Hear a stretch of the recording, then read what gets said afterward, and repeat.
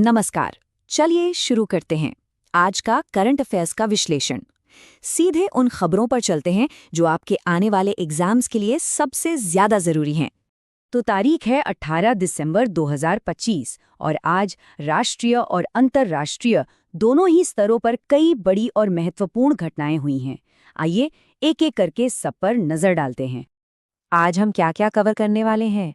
सबसे पहले देखेंगे आज की खास तारीखें, फिर राष्ट्रीय समाचार, उसके बाद ग्लोबल और इकोनॉमी से जुड़ी सुर्खियां, फिर कुछ खास लोग और खेल की खबरें और आखिर में एक छोटा सा क्विज भी होगा। तो सबसे पहले बात करते हैं आज के दो बहुत ही महत्वपूर्ण तारीखों की जो एग्जाम्स में अक्सर पूछ ली जाती हैं। आज दो बड़े ही जरूरी दिन हैं। एक तरफ है अंतर्राष्ट्रीय प्रवासी दिवस, जिसे यूएन मनाता है और ये सीधे SDG 10 से जुड़ा है, यानी असमानता को कम करने के लक्ष्य से। वहीं दूसरी तरफ भारत में हम मना रहे हैं अल्पसंख्यक अधिकार दिवस, जो हमारे संविधान के आर्टिकल 29 और 30 की याद दिलाता है। तो देखिए कैसे एक ग्लोबल और एक नेशनल पर्सपेक्टिव एक ही दिन पर मिलते हैं। चलिए अब देश की खबरों का रुख करते हैं।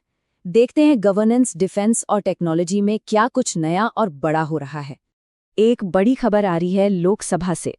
सरकार ने कानूनी सिस्टम को आसान बनाने के लिए 71 पुराने और अप्रासंगिक कानूनों को खत्म कर दिया है। तो ये जो बिल है, इसका मेन मकसद है ईज ऑफ डूइंग बिजनेस को और बेहतर बनाना। सोचिए, इंडियन ट्रैमवे एक्ट 1886 जैसे कानून आज के दौर में मायने नहीं रखते। तो ऐसे ही पुराने कानूनों को हटाकर लीगल सिस्टम को साफ किया जा रहा है। दिल्ली में जब भी पोल्यूशन बढ़ता है तो GRAP का नाम सुनने में आता है। ये है क्या? ये बेसिकली एक ग्रेडेड रिस्पॉन्स एक्शन प्लान है। जैसे जैसे हवा की क्वालिटी यानी AQI खराब होती जाती है, वैसे वैसे सख्त कदम उठाए जाते हैं ताकि प्रदूषण पर काबू पाया जा सके। और कुछ जरूरी नेशनल अपडेट्स पर नजर डालें तो डिफेंस में इंडियन आर्मी को मिले हैं अमेरिका के बने अपाचे अटैक हेलीकॉप्टर्स। टेक्नोलॉजी की बात करें तो मधुनेत्र AI नाम का एक AI टूल लॉन्च हुआ है डायबिटिक रेटिनोपैथी की स्क्रीनिंग के लिए। और बायोडाइवर्सिटी के लिहाज से मेघालय में एक नई मछली की प्रजाति मिली है जिसका नाम है चन्ना भो। चलिए अब जरा जूम आउट करते हैं और देखते हैं कि दुनिया के मंच पर और आर्थिक मोर्चे पर भारत कहाँ खड़ा है। इकोनॉमी के लिहाज से एक बहुत अच्छी खबर है। PLFS के जो लेटेस्ट आंकड़े आए हैं उनके मुताबिक बेरोजगारी दर गिरकर 4.7% पर आ गई है। ये पिछले कई महीनों में सबसे कम है, जो एक पॉजिटिव साइन है। लेकिन इन आंकड़ों में एक गौर करने वाली बात है। ग्रामीण इलाकों में तो बेरोजगारी सिर्फ 3.9% है, लेकिन शहरी इलाकों में ये 6.5% है। ये जो गैप है, ये मेंस के आंसर के लिए एक बहुत ही इंपॉर्टेंट पॉइंट बन सकता है। डिप्लोमेसी और ट्रेड के लिहाज से ये आज की सबसे बड़ी खबर है। करीब 2 साल की बातचीत के बाद फाइनली भारत और ओमान के बीच सीपा साइन हो गया है, यानी कॉम्प्रिहेंसिव इकोनॉमिक पार्टनरशिप एग्रीमेंट। इससे गल्फ देशों के साथ हमारे व्यापारिक रिश्ते और मजबूत होंगे।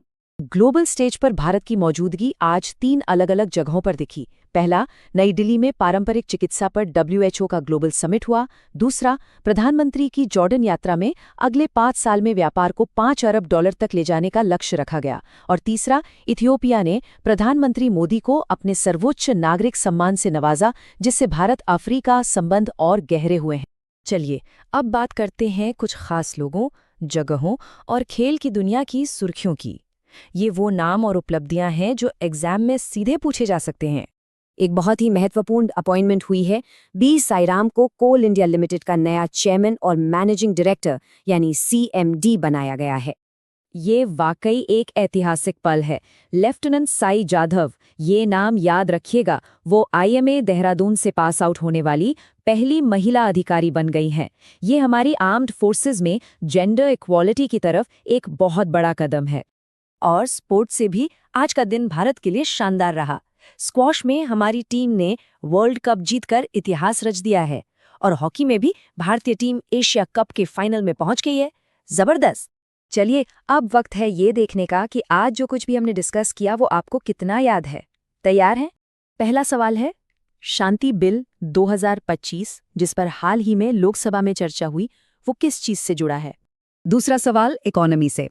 पीएलएफएस रिपोर्ट के हिसाब से नवंबर 2025 में भारत की ओवरऑल अनएम्प्लॉयमेंट रेट क्या थी? और ये रहा आखिरी सवाल, पारंपरिक चिकित्सा पर दूसरा WHO ग्लोबल समिट किस शहर में हुआ था? तो ये रहे सही जवाब। उम्मीद है आपके ज्यादातर जवाब सही होंगे। अपने आंसर्स चेक कर लीजिए और रिवीजन के लिए जो की पॉइंट्स दिए हैं उन्हें नोट करना मत भूलिएगा। और जाने से पहले एक सवाल आपके लिए छोड़ जाते हैं। आज हमने कानूनी सुधारों की बात की, हेल्थ केयर में AI की बात की और नई इकोनॉमिक पार्टनरशिप की भी। आपको क्या लगता है, इनमें से कौन सी डेवलपमेंट आने वाले दशक में भारत के भविष्य को सबसे ज्यादा प्रभावित करेगी? इस पे सोचिएगा।